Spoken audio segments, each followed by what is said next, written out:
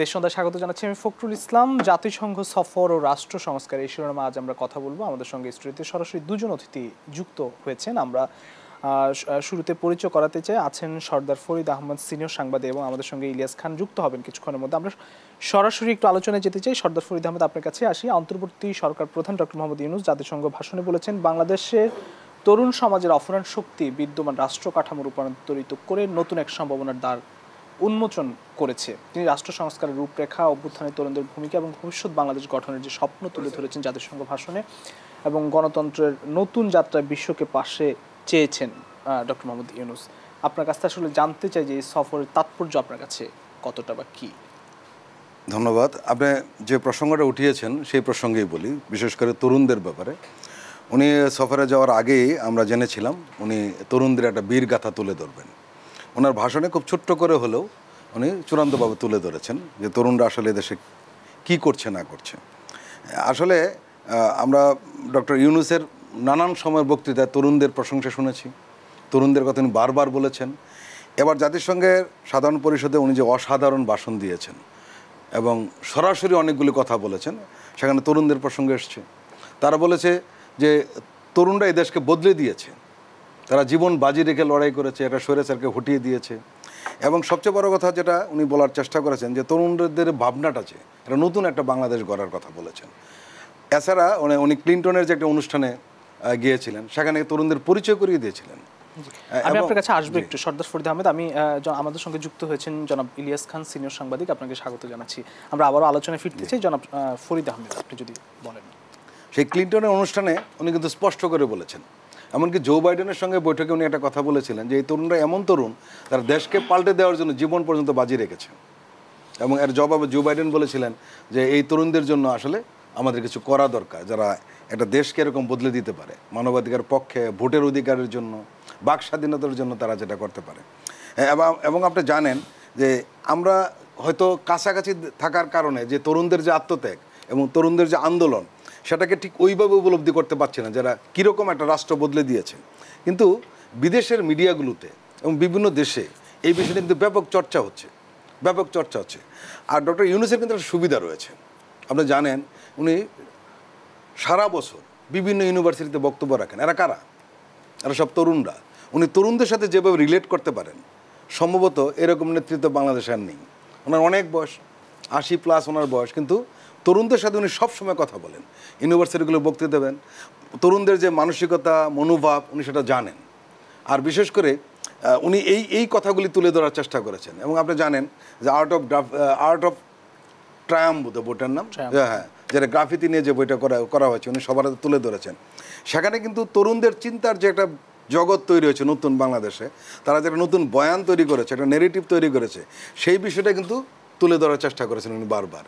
এবং সারা বিশ্ব এটা জানে যে তরুণদের আত্মত্যাগের কারণেই বাংলাদেশের এই বিরাট পরিবর্তন। এই সফর বা এই বিভিন্ন বৈঠকগুলো হয়েছে সাইড লাইনে, এবং ভাষণ দিয়েছেন তিনি, দীর্ঘ একটি ভাষণ দিয়েছেন, নানান কিছু ছিল। সেগুলো আসলে বিশেষত্ব কি, বাংলাদেশের নতুন বা অর্জনটা কি, আপনার কাছে কি মনে হয়? উনি কিন্তু একটা কথা বলেছেন, উনি তার ভাষণে এবং বিভিন্ন বৈঠকে, আপনি জানেন উনি 12 জন সরকার প্রধান এবং রাষ্ট্রপ্রধানের সঙ্গে বৈঠক করেছেন। সব মিলিয়ে উনি 40টা বৈঠক করেছেন। উনি সব জায়গাতে যে জিনিসটা তুলে ধরার চেষ্টা করেছেন, উনি কিন্তু লুকুছাপা করেননি। উনি বাংলাদেশের অতীত গত 15 বছর কী অবস্থা ছিল, রাষ্ট্রযন্ত্রের সমস্ত কাঠামোগুলো ভেঙে গিয়েছে, উনি সেটা তুলে ধরেছেন। এবং একই সঙ্গে তাদের সহযোগিতা চেয়েছেন এবং ওনারা কি করতে চান, অন্তর্বর্তীকালীন সরকার কি করতে চান, সেই জিনিসটা কিন্তু উনি বলেছেন।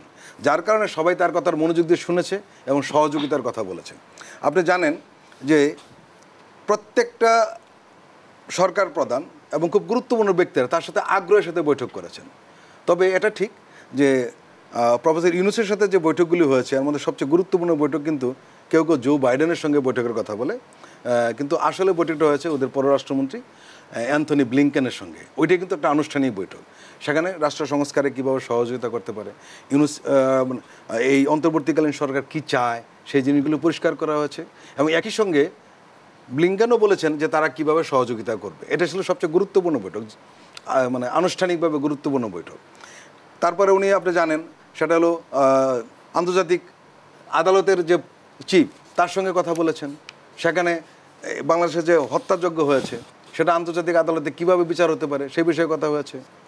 এবং আপনি জানেন সেখানে বিশ্বব্যাংকের কর্মকর্তাদের সাথে কথা বলা হয়েছে, অ্যামনেস্টি ইন্টারন্যাশনাল প্রধান যিনি ছিলেন তার সাথে কথা বলেছেন, হেন বিষয়ে যেটা কথা বলেছেন না। আরেকটা জিনিস কিন্তু লক্ষণীয়, আপনি যে বিভিন্ন বৈঠকের কথা উল্লেখ করলেন, সাউথ এশিয়ার বিষয়ে কিন্তু উনি 3 জনের সঙ্গে বৈঠক করেছেন। একজন হলেন পাকিস্তানের প্রধানমন্ত্রী শাহবাজ শরীফ, মালদ্বীপের প্রধানমন্ত্রী এবং নেপালের যিনি সরকার প্রধান তার সঙ্গে কথা বলেছেন। ইন্ডিয়ার সাথে কথা কেন বলা হয়নি, এর আগে এই আপনাদের টক শোতে আমরা বলেছিলাম যে কী কারণে বৈঠকটি হয়নি, সেটি নানান ধরনের কারণ রয়েছে। সম্ভবত ইন্ডিয়ার প্রধানমন্ত্রী নরেন্দ্র মোদী তার মুখোমুখি হতে চাননি, কারণ কয়েকটা প্রশ্ন এসেছিল।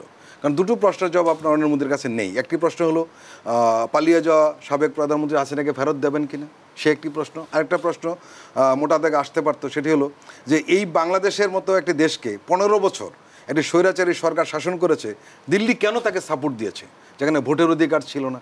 তারা নিজেদের গণতন্ত্রের কথা বলে বারবার, যে সর্ববৃহৎ গণতান্ত্রিক দেশ, কিন্তু বাংলাদেশের গণতন্ত্রের তারা পক্ষে ছিল না। আপনি 2014 সালের কথা স্পষ্ট জানেন।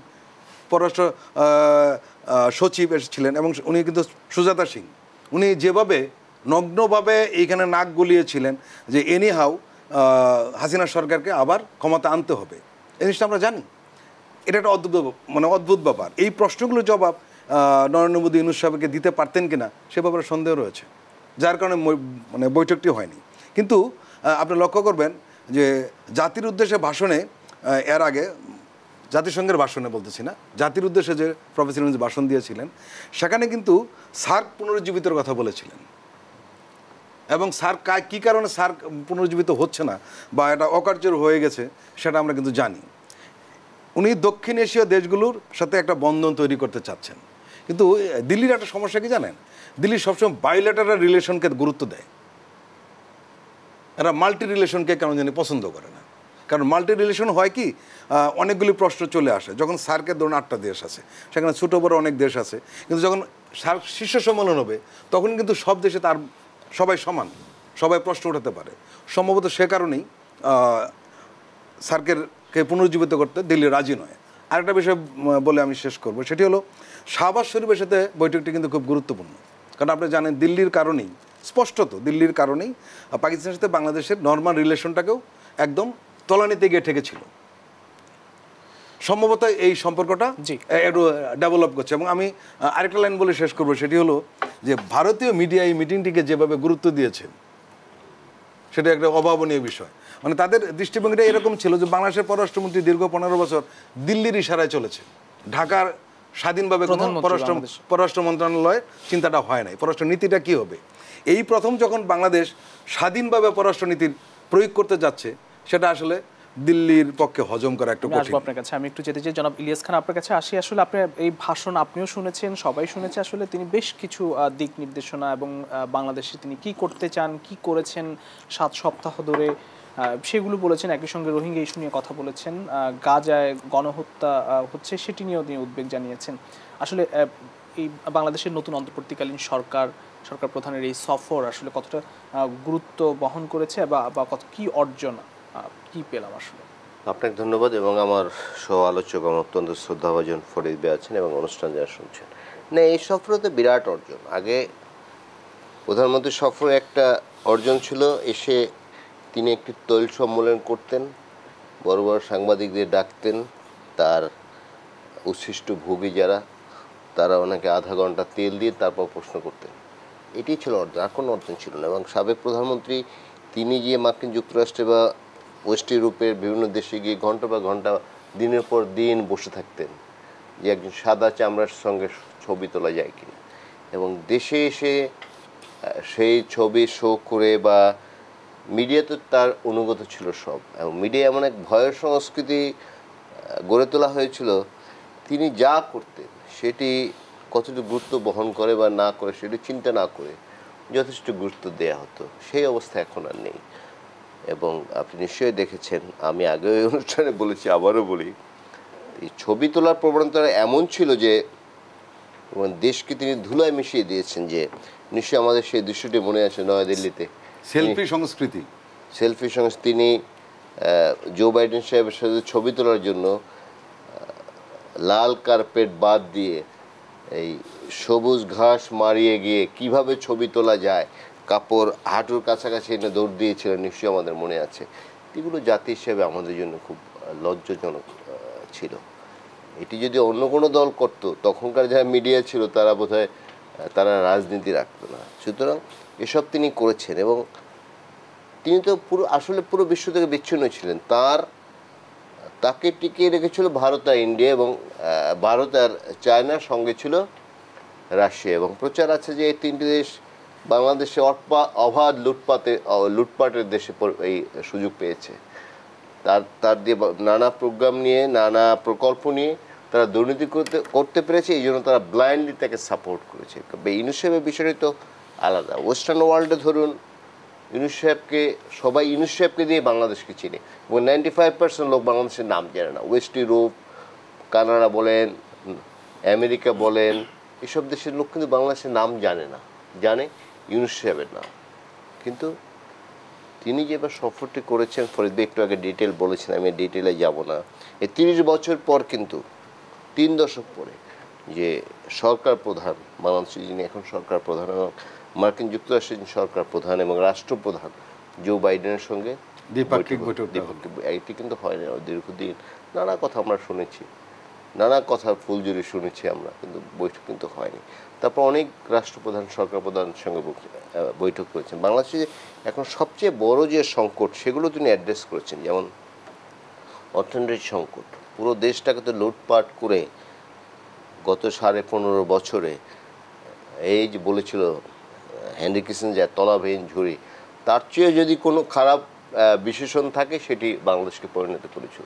বাংলাদেশে 18 লক্ষ কোটি টাকা পাচার করা হয়েছে। এটা তো এই দেশের টাকা। এবং এগুলো আমি সরকারকে ধন্যবাদ জানাচ্ছি এই সুযোগে, তারা আনার একটি উদ্যোগ নিচ্ছে। কারণ বিদেশে যদি আপনি একটি টাকা লেনদেন করেন, সেটি কিন্তু রেকর্ড থাকে, এবং সেই টাকা কোত্থেকে না আসে। বাংলাদেশ থেকে কিন্তু বাইরে টাকা পাঠানো যায় না, নিশ্চয়ই আমাদের সবারই জানা আছে। কিন্তু এই যে টাকা আমার অ্যাকাউন্টে গেল, বা আমার অ্যাকাউন্টে এখন $5 লাখ আছে, কোত্থেকে আসছে? যদি সেই দেশগুলো আন্তরিক হয়, আমি বিশ্বাস করতে চাই তারা আন্তরিক, এই টাকা ফেরত আনতে পারবে। তো ইউনুস সাহেব এইসব বিষয়ে আলোচনা করেছেন এবং বাংলাদেশের অর্থনৈতিক সংকটগুলো তুলে ধরেছেন। এই সংকট আছে এবং নিশ্চয়ই দেখেছেন যে সহযোগিতার হাত সবাই বাড়িয়ে দিয়েছে। আরেকটি বিষয় যে খুব ইম্পর্টেন্ট কথা বলেছেন, রোহিঙ্গা একটা বিরাট সংকট বাংলাদেশে। এবং এই সুযোগে আমি জানিয়ে রাখি, রোহিঙ্গারা বিভিন্ন সময় এসছে বাংলাদেশে। বা শহীদ রাষ্ট্রপতি জিয়া রহমান রোহিঙ্গাদের ফেরত পাঠিয়েছিলেন, দেশনেত্রী বেগম খালেদা জিয়াও ফেরত পাঠিয়েছিলেন। আওয়ামী লীগের মুখে নানা কথা শুনেছি, তারা কিন্তু একজন রোহিঙ্গাও ফেরত পাঠাতে পারেনি। বরং শুনি নানা কথা যে এত মানুষ হত্যা করে, এত গুম করে তিনি নাকি রোহিঙ্গাদের দিয়ে নোবেল পুরস্কার পাবেন, রোহিঙ্গাদের আশ্রয় দিয়ে। এগুলো হাস্যকর বিষয় ছিল।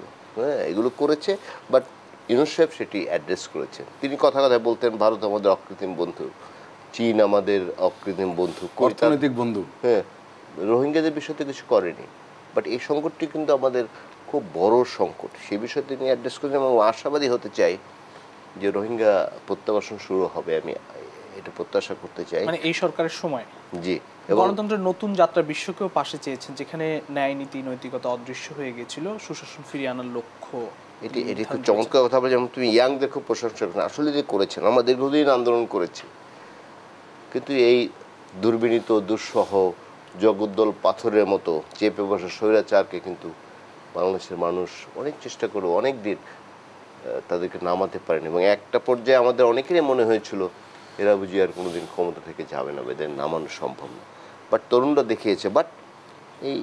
দেখিয়েছে, ঠিক, এর সঙ্গে কিন্তু রাজনৈতিক দলগুলোর বিরাট ভূমিকা আছে। কারণ 15.5 বা 16 বছর ধরে এই যে দুর্বিনীত শাসন চলেছে, এই শাসনের বিরুদ্ধে নানা পর্যায় থেকে নানা ঝুঁকি নিয়েও মানুষ কথা বলেছে। সেটি কিন্তু আর বড় দিক। ফিল্ডটি রাজনৈতিক দলগুলো তৈরি করেছে, শেষ কাঠিটি জ্বালিয়েছে আমাদের তরুণ সমাজ। যে কারণে শেখ হাসিনা এবং তার পারিষদদের কি বলা যায়, সব কিছু তছনছ হয়ে গেছে।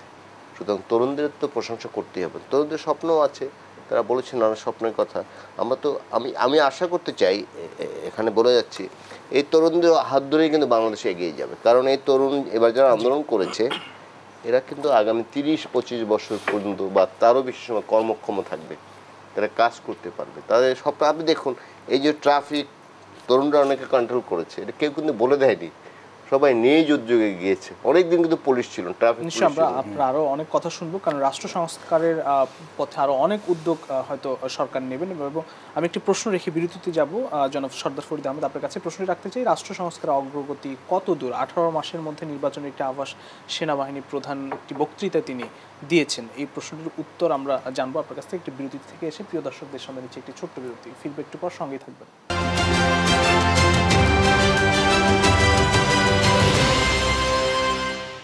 দেশ সন্ধ্যা আরও একবার স্বাগত। ফিরছি আলোচনায়। আমরা সর্দার ফরিদ আহমেদ, আপনার কাছে প্রশ্ন রেখেছিলাম আসলে যে রাষ্ট্রীয় অবকাঠামো সংস্কার থেকে শুরু করে, মানে সংস্কারই এখন আসলে যদি মূল লক্ষ্য হয়ে থাকে, সেক্ষেত্রে আসলে অগ্রগতি কত দূর? 18 মাসের মধ্যে নির্বাচনের একটা আভাস আমরা সেনাবাহিনী প্রধানের একটি সাক্ষাৎকার আমরা লক্ষ্য করেছি। আপনার এই প্রশ্নের জবাবটি দেওয়ার আগে ইলিয়াস যেখানে শেষ করেছেন, আমি সেখান থেকে দুটো কথা বলে আপনার প্রশ্নের জবাবে যাব। সেটা হলো, আপনি শুরুতে বলেছিলেন যে আমাদের রোহিঙ্গা সমস্যা এবং ফিলিস্তিনি নিয়ে কথা বলেছেন প্রফেসর ইউনূস জাতিসংঘে। আপনি লক্ষ্য করেছেন উনি দুটো সিরিয়াস কথা বলেছেন। একটি কথা বলেছেন যে এই রোহিঙ্গা সমস্যাটা আন্তর্জাতিক পর্যায়ে নিয়ে যাওয়ার কথা বলেছেন। আরেকটা বিষয় আপনি লক্ষ্য করেছেন, সেটা হলো যে জো বাইডেনের সঙ্গে এবং ব্লিংকেনের সঙ্গে যখন তার বৈঠকটা হয়, তখন কিন্তু তারা একটা পরামর্শ দিয়েছিল। সে পরামর্শটা হলো যে আসিয়ানভুক্ত যে দেশগুলো, তাদের সাথে সহযোগিতা বাড়ানোর জন্য। আপনি জানেন আসিয়ান যে জোটটা রয়েছে, এর মধ্যে মিয়ানমারও রয়েছে, এবং বাংলাদেশ খালেদা জিয়ার আমলে এটা একটা চেষ্টা করা হয়েছে যে আসিয়ানের সদস্য পাওয়া যায় কিনা। এর মানে এই বিষয়টা বাইলেটারাল থেকে একটা মাল্টি ল্যাটারাল পর্যায়ে নিয়ে যাওয়ার জন্য এই একটা চেষ্টা করেন, স্পষ্ট বলেছেন। আরেকটা জিনিস বলেছেন, সেটি হলো যে ওই রোহিঙ্গা সংকটটা সমাধানের জন্য যার যার দরকার, সেই জিনিসটা স্পষ্ট করে বলেছেন, যে সমস্যাগুলো তুলে ধরেছেন। এই বিষয়টা আমাদের বোধহয় মাথা রাখা দরকার। আপনি যে প্রশ্ন এসছেন, সেটা হলো সংস্কারের প্রশ্ন, বহুল আলোচিত, বহুল চর্চিত, বা কখনো কখনো সমালোচিত হচ্ছে ইদানিং। কিন্তু সেনাবাহিনীর বক্তব্য নিয়ে নানান ধরনের কথাবার্তা হচ্ছে, বিশেষ করে উনি একটা টাইম ফ্রেম বেঁধে দিয়েছেন। আপনারা জানেন যে 6টি সংস্কার কমিশন গঠন করা হয়েছে এবং আরও কয়েকটি কমিশনের কথা বলা হয়েছে, বিশেষ করে মিডিয়া সংস্কার কমিশন, আরেকটা হলো আপনার শিক্ষা সংস্কার কমিশনের কথা অনেকে জোর দিয়ে বলছেন, কেউ কেউ স্বাস্থ্য সংস্কারের কথাও বলেছেন। আমরা যতটুকু জানি এইগুলোর একটা সংস্কার কমিশন হবে। এখন প্রশ্ন হয়েছে সময় নিয়ে, যে এই সংস্কার কমিশন হলে কতদিনে কাজ করবে। আমরা যতদূর জানা আছে সেটি হলো যে আগামী 1 অক্টোবর থেকে এই যে গঠিত এবং ঘোষিত যে সংস্কার কমিশন রয়েছে, তারা কাজ শুরু করবে। এবং আমি যতটুকু জানি নির্বাচন কমিশনের যে সংস্কারটা হবে, তার জন্য সেখানে অফিসের পরিষ্কার পরিচ্ছন্ন করা হচ্ছে, নির্বাচন কমিশনে উনি বসবেন, বসে এই কাজগুলো করবেন। এখন প্রশ্ন হলো যেটা, সংস্কার কতদিনে শেষ হবে। যেদিন সংস্কার কমিশনের কথা ঘোষণা করলেন প্রফেসর ইউনূস, সেদিন কিন্তু উনি একটা টাইম ফ্রেমও বেঁধে দিয়েছিলেন যে 31শে ডিসেম্বরের মধ্যে এই কাজটি শেষ করতে হবে। কারণ এরপরে আরও দুটো ধাপ রয়েছে। একটি হলো যে রাজনৈতিক দলগুলো, এরা হলো মূল স্টেক হোল্ডার, এদের সাথে বসতে হবে সংস্কার কমিশন। আর হলো সাধারণ যারা বিভিন্ন গোষ্ঠী রয়েছে, তাদের সাথে বসতে হবে। এখন সেনাবাহিনীর বক্তব্যের কারণেই কিছুটা বিভ্রান্তি হয়তো তৈরি হয়েছে, কিন্তু এখানে সরকারের পক্ষ থেকে একটা ব্যাখ্যা দেওয়া হয়েছে যে আসলে সংস্কারটা 18 মাস পরে, সেটা হলো সংস্কার শেষ হওয়ার পরে 18 মাস পরে নির্বাচনটা হবে। কিন্তু যে যেভাবেই বলুক না কেন, আসলে ফাইনাল কথাটা সেটা হলো যে আপনাকে কিন্তু শেষ পর্যন্ত একটা জায়গায় যেতেই হবে এই সরকারকে, এর বাইরে কোনো পথ নেই। সংস্কারও করতে হবে, একই সঙ্গে একটা নির্বাচিত সরকারের হাতে ক্ষমতা হস্তান্তর করতে হবে।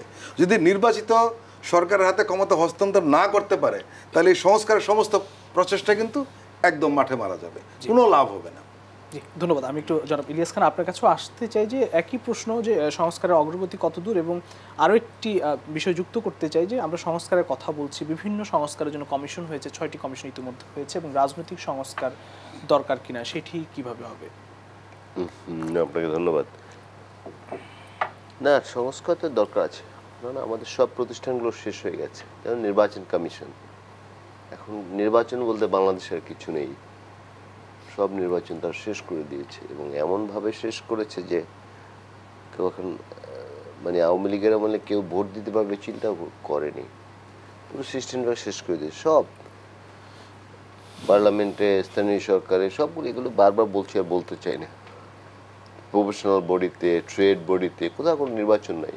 ওই যে একটা কথা আমি উদাহরণ দিয়েছি না, এখন মসজিদ যে কমিটি হয়েছে সেখানেও আওয়ামী লীগ লোকজন নিয়েছে, এবং এক ইমাম সাহেব ওয়াজ করেছেন যে মদ খাওয়া পাপ, এটা তো ইসলামের সবাই জানে। পরদিন তার চাকরি থাকে না, কারণ ওই মসজিদ যিনি ইমাম ছিলেন, মসজিদ কমিটির যিনি সভাপতি ছিলেন, তিনি আওয়ামী লীগ নেতা এবং মদ্যপান করতেন, সুতরাং ইমামের চাকরি নেই। দেশটা কোথায় গিয়েছে আপনি দেখুন, বাইতুল মুকাররম এবং খতিবকে পালিয়ে যেতে হয়, দেশ তো এই অবস্থায় নিয়েছে। অনেক সংস্কারের প্রয়োজন রয়েছে বলে। বাট আমি আরেকটি জানি না এরা অপ্রিয় কিনা, আসলে মানুষের মেন্টাল মেকআপ চেঞ্জ করতে হবে আমাদের এইখানের মানুষের, এইটা সংস্কার করা খুব দরকার। আমি সারা বছর বসে থাকি রোজায় কিভাবে ক্রেতার কাছ থেকে দাম বেশি নেব, আমরা বসে থাকি না, সব ব্যবসায়ী কিন্তু বসে থাকে।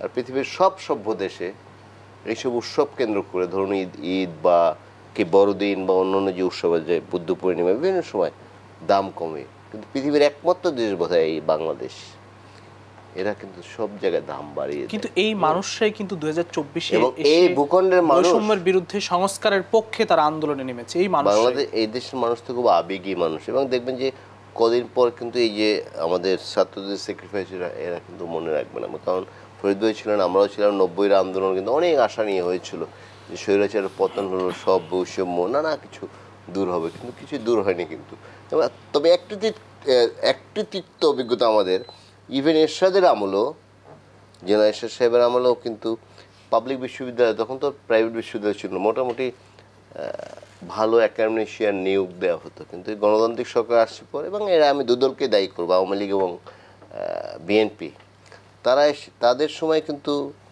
এই যে ভিসি নিয়োগটি, এগুলো কিন্তু দলীয় বিবেচনা হতো মূলত।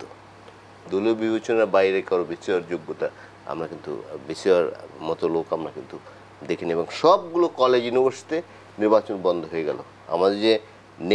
আমাদের যে নেতা তৈরির যে একটা পাইপলাইন থাকা উচিত, একটা কি বলা যায় থাকা উচিত, সুযোগ থাকা উচিত, সেগুলো কিন্তু আমরা বন্ধ করে দিই। এবার সংস্কারের অগ্রগতি কত দূর দেখছেন, এবং সেই সংস্কারের কোনো আশা দেখছেন? কোনো অগ্রগতি নেই, আশা আছে, আমি আশা করতে চাই। অগ্রগতি তো আপনি 90-এর কথা বললেন, এবারের যে 24-এর অভ্যুত্থান, 90-এর আন্দোলন আর এবারের আন্দোলনে একটু পার্থক্য আছে। 90-এর আন্দোলন শুধু ঢাকা বিশ্ববিদ্যালয় এবং কয়েকটি শিক্ষা প্রতিষ্ঠান কেন্দ্রিক ছিল।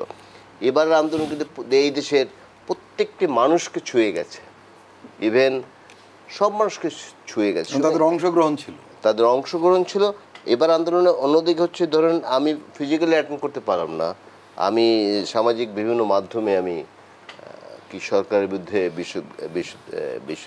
সরকারের বিরুদ্ধে বললাম, তাদের যে অত্যাচার, এই মানুষটা তো ক্ষুব্ধ হতো না যদি এগুলো আমরা এসে না দেখতাম। যেমন আবু সাইদের গুলি, যেটা যেমন 90-এর আন্দোলনের সময় জিহাদ মারা গেছেন, এর আগে নুরুল হোসেন মারা গেছে, তখন কিন্তু মানুষ এগুলো দেখেনি। কিন্তু এই আবু সাইদের মৃত্যু দেখে কিন্তু সব মানুষ ক্ষুব্ধ হয়ে গেছে, সকল মানুষ রাস্তায় নেমেছে।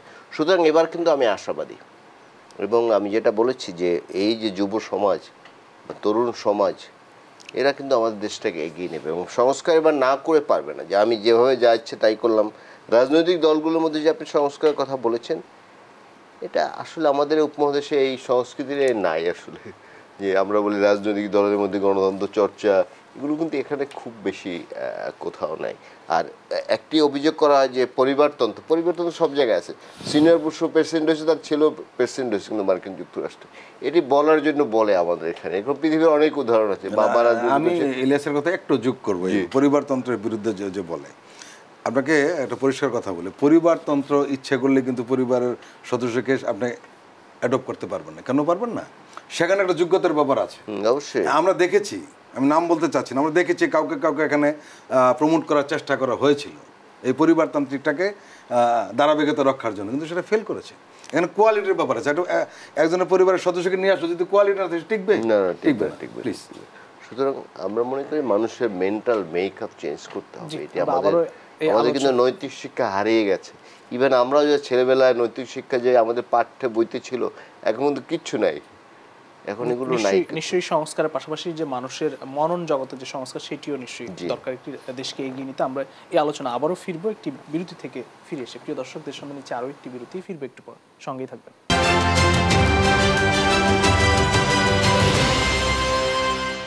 দেশন্দা আবারও স্বাগত জানাচ্ছি। আমরা সরাসরি আলোচনায় ফিরছি। সর্দার ফরিদ আহমেদ, আপনার কাছে আসি। আসলে এই মুহূর্তের বাংলাদেশ, আমরা অনেকগুলো বিচ্ছিন্ন ঘটনা লক্ষ্য করছি, আন্দোলন, অনেক দাবি নিয়ে। এইসব বিষয়ে সরকারের প্রতি কোন পথে রাজনীতি, কোন পথে বাংলাদেশ, আগামীর বাংলাদেশ কোথায় দেখতে চান, সংক্ষেপে যদি বলেন। প্রথমে বলে রাখি, আসলে খুব বেশি সময় যায় নাই। বিরতির সময় আমরা বোধহয় এই কথাটা নিয়ে আলোচনা করছিলাম যে কতদিন গিয়েছে। আসলে 1.5 মাসের মতো হয়েছে। হ্যাঁ, অনেকের মনে হচ্ছে অনেক দিন হয়ে গিয়েছে নানান কারণে। কারণ হলো আমাদের দেশের মানুষ এত বেশি রাজনৈতিক সচেতন বা রাজনীতি নিয়ে এত বেশি ভাবে, এত বেশি কথা বলে যে আসলে রাজনীতির বাইরে কেউ থাকতে চায় না। যেহেতু রাজনৈতিক একটি সরকার নয়, এটা অরাজনৈতিক সরকার, এখন অন্তর্বর্তীকালীন সরকার, সবাই একটা প্রতীক্ষা আছে কবে রাজনৈতিক দলের সরকার আসবে, কি হবে না হবে ইত্যাদি নিয়ে। এই কারণে এই সমস্ত কথাবার্তা বলা হচ্ছে। এখন আমাদের একটু ওয়েট না করে বলতে উপায় নেই যে কতদিনের মধ্যে শেষ হবে, কি হবে, একটা সময় তো লাগবেই বিষয়টা টোটালটা। জি, কোথায় দেখতে চান এই নতুন বাংলাদেশকে? নতুন বাংলাদেশকে আমরা এই তরুণরা যেদিকে দেখতে চায়, যেভাবে দেখতে চায়, আমরা সেভাবেই দেখতে চাই। কারণ এই তরুণরাই, ইলিয়াস খান মাঝখানে শুরুতে বলেছিল যে এই তরুণরাই কিন্তু দীর্ঘ সময় এদেশের রাজনীতিতে থাকবেন, কর্মক্ষম থাকবেন। এবং এই সমস্ত, কারণ এটা বড় গ্রুপ, বিলো 30 বছরের নিচে একটা বিশাল জনগোষ্ঠী। এরা যদি 60 বছর পর্যন্ত কর্মক্ষম থাকে বা রাজনীতি সক্রিয় থাকে, সামাজিক নানান আন্দোলন সক্রিয় থাকে, এর মানে আরও 30 বছর। কাজে একটা দীর্ঘ সময়। কাজেই তরুণদের দৃষ্টির বাইরে গিয়ে নতুন দৃষ্টিভঙ্গি করা সহজ নয়। আমরা এই কারণে আমরা বলবো, শুধু আমরা নয়, রাজনৈতিক দলগুলোকে তরুণদের দৃষ্টিভঙ্গিটা বোঝা উচিত। তরুণরা আসলে কী ধরনের দৃষ্টিভঙ্গি পোষণ করে। আমি এই ফাঁকে একটা কথা বলে রাখি। আপনি বলছেন তো কীরকম মানে বাংলাদেশ দেখতে চান, আমি বলেছি তরুণদের যেরকম দেখতে চায়। এই প্রশ্নটা বললাম এই কারণে যে তরুণদের চিন্তার যে ধারা, তাদের যে ভাবনা, তাদের দেশপ্রেম, আপনি চিন্তা করতে পারেন বন্দুকের সামনে তারা দাঁড়িয়ে যাচ্ছে, কোনো ভয় নেই। এটা কিন্তু একটা সিনিয়র লোকের পক্ষে সম্ভব হয় নাই। এবং সবচেয়ে বড় কথা যেটা, সেটা হলো তরুণদের বাইরে যাওয়ার সুযোগটা কম। কেন জানেন? রাজনৈতিক দলগুলো আন্দোলন করেছে দীর্ঘদিন, 15 বছর, এবং তাদের স্যাক্রিফাইসের কিন্তু শেষ নেই। হাজার হাজার মানুষ জেলে ঢুকেছে, গুম হয়েছে, খুন হয়েছে, ক্রস ফায়ারের শিকার হয়েছে। কিন্তু যে কোনো কারণেই হোক না কেন, কোথাও না কোথাও তাদের একটা গ্যাপ ছিল, মানুষের সাথে রিলেট করতে পারে নাই, যার কারণে জনগণ তাদের উপর আস্থা আনতে পারে নাই। কিন্তু তরুণদের উপরে কিন্তু সাধারণ মানুষ আস্থা এনেছে, কারণে সাধারণ মানুষ নেমেছে। আপনি লক্ষ্য করেছেন, শুধু একটা তরুণ বা তরুণীর রাস্তায় নামে নেই, তার সাথে তার বাবা মাও নেমেছে এবং হাত ধরে নেমেছে। এই কারণে তরুণদের চিন্তার বাইরে এখন রাজনীতি করাটা সম্ভবত কঠিন হবে। এবং তারা যে স্বপ্নটা দেখছে, সেটা নিঃসন্দেহে একটি সম্মানজনক বাংলাদেশের স্বপ্ন দেখছে। অসংখ্য ধন্যবাদ। আমি জনাব ইলিয়াস খান আপনাকে দিয়ে শেষ করতে চাই। আপনি নিজেও বলেছেন যে আসলে আশা আপনি দেখেন সংস্কারের পথে এগিয়ে যাচ্ছে বাংলাদেশ। কোথায় দেখতে চান রাজনীতি, নতুন বাংলাদেশের যে রাজনীতি বা নতুন বাংলাদেশকে কোথায় দেখতে চান? এর আগে আমি একটু ফরিদের সাথে অ্যাড করি। তিনি যে বলেছেন তরুণদের যে মতো বাংলাদেশ চায়, তরুণদের প্রতি কিন্তু আমাদের একটা ভুল ধারণা ছিল, বিশেষ করে এই জেনারেশন। সারাদিন মোবাইল দেখে, গ্যাজেট নিয়ে থাকে, বিদেশি সিনেমা দেখে, ক্রিকেট খেলা দেখে, তাদের বুঝে দেশ নিয়ে কোনো ভাবনা নেই। এটা ভুল প্রমাণিত করেছে। আমরা ভুলের মধ্যে ছিলাম। আপনি দেখবেন যে তাদের আন্দোলন বিভিন্ন পর্যায়ে, যেমন খুব তাৎপর্যপূর্ণ দিক হচ্ছে, তারা কিন্তু ঢাকা ঘেরাও ঘোষণা করেছে 6 তারিখ, নিশ্চয়ই আপনার মনে আছে। আমরা একটু আশ্চর্য ছিলাম, কেন পিছিয়ে দিল কেন? তারা কিন্তু আন্দোলনের টেম্পোটা ধরে রাখার জন্য একদিন এগিয়ে এনেছে 5 তারিখ। এটি কিন্তু একটা বিরাট রাজনৈতিক শিক্ষা। নাম্বার 2, আমাদের এক ধরনের অভিমান ছিল, আমার বিশেষ করে এই ঢাকা বিশ্ববিদ্যালয়ের ছাত্ররা বা পাবলিক বিশ্ববিদ্যালয়ের ছাত্ররা শুধু নিজেদের কোটার জন্যই আন্দোলন করবে। এই দেশে গণতন্ত্র নাই, মানুষ হত্যা করা হচ্ছে, একটা মানবিক বাংলাদেশ আমরা চেয়েছিলাম। সেখানে আমরা আয়নাঘর দেখি, কত কিছু দেখি, তারা কোনো কথা বলবে না। এটা আন্দোলনের মাঝামাঝি সময় সম্ভব। হ্যাঁ, তখন দেখলাম যে তারা এক দফায় চলে গেছে একদম শেষ দিকে। এবং তখন কিন্তু আমাদের আওয়ামী লীগের বন্ধুরা বলতে চেয়েছে ছাত্রদের অন্য উদ্দেশ্য, ছাত্রদের উদ্দেশ্য যে দেশকে মুক্ত করা। তারা এদেশে গণতন্ত্র হত্যা করেছে, এদেশে গণমাধ্যমের স্বাধীনতা রাখেনি, মানবিক বাংলাদেশে একটি নির্যাতনকারী বাংলাদেশে পরিণত করেছে। এর থেকে মানুষ মুক্তি চাচ্ছিল এবং সেটাই তরুণরা এদেশে করেছে। সুতরাং এই তরুণদের প্রতি আশাবাদী আমরা দেখতে চাই। আমাদের তো খুব বেশি চাওয়া পাওয়া না, এমনিই খুব গরিব দেশ, এক একজনের মাথার উপর 1.5 লক্ষ টাকা ঋণ। এখন যে আজকে যে শিশুটি জন্ম নেবে তারও 1.5 লক্ষ টাকা ঋণ। আমরা চাই একটা মানবিক বাংলাদেশ। এই মোটা কাপড়, মোটা ভাতে, সেগুলোতে আমরা প্রত্যাশা করছি সারা জীবন, সেটি যেন সবাই খেতে পারে। অনেক মানুষ আছে উদয়াস্ত পরিশ্রম করে কিন্তু ভালোভাবে থাকতে পারছে না, আর বাংলাদেশের টাকা লুটপাট করে বিভিন্ন জায়গায় বিদেশে ধনী হচ্ছে। এই যে বেগম পাড়া বানাচ্ছে, সেকেন্ড হোম বানাচ্ছে, এগুলো যদি বন্ধ হয়। এমন একটি পার্লামেন্ট বানিয়েছিল যে পার্লামেন্টের এমপিকে কুয়েতে গিয়ে বোধহয় 4 বছর জেল খাটতে হচ্ছে। এমন একটা পার্লামেন্ট বানিয়েছিল যে পার্লামেন্টে একজন মন্ত্রীকে কানাডা যায় ঢুকতে দেয় না, নিশ্চয় মনে আছে আমাদের, দুবাই যায় ঢুকতে দেয় না। এইসব মানুষের জন্য বাংলাদেশে 70% ব্যবসায়ী প্রকৃত জনপ্রতিনিধি যেন হয় মানুষের কথা ভাবেন, কারণ ডিসটেন্সের সব কিছু কিন্তু মানুষ, মূল কিন্তু মানুষ। মানুষ যাতে ভালো থাকতে পারে, খেয়ে পরে বাঁচতে পারে এবং সম্মানের সঙ্গে বাঁচতে পারে, কোনো রাষ্ট্রের করদরাজ্য না হয়ে, অপমান অপদস্থ না হয়ে স্বাধীনভাবে যেন বাঁচতে পারে। কারণ আমাদের পূর্বসূরীরা এই স্বাধীন দেশটি উপহার দিয়েছিলেন, কিন্তু অত্যন্ত দুর্ভাগ্যজনকভাবে স্বাধীনতার পর আওয়ামী লীগ গণতন্ত্র হত্যা করেছে। আবার যখন তারা আবার ক্ষমতা এসেছিল, 3 বছর 3.5 বছর অত্যাচার করে 21 বছর আসতে পারে না ক্ষমতায়। এবার কয় বছর হয়েছে? 15.5 বছর। তাহলে 21 দিয়ে ওটা গুণ করে 3.5 ধরে গুণ করলে এরপর আওয়ামী লীগ ক্ষমতায় আসবে। সুতরাং আমরা চাই একটি মানবিক বাংলাদেশ, ভালো বাংলাদেশ, একটি আমাদের প্রিয় বাংলাদেশ। অসংখ্য ধন্যবাদ জনাব ইলিয়াস খান, সর্দার ফরিদ আহমেদ, দুজনকে আবার ধন্যবাদ জানাচ্ছি। প্রিয় দর্শক, দেশ সন্ধ্যা আজ এখানে শেষ করতে হবে। আবার দেখা হবে আগামীকাল একই সময় অন্য কোনো অতিথিদের নিয়ে। সে পর্যন্ত সবাই ভালো থাকবেন, সুস্থ থাকবেন। শুভ সন্ধ্যা।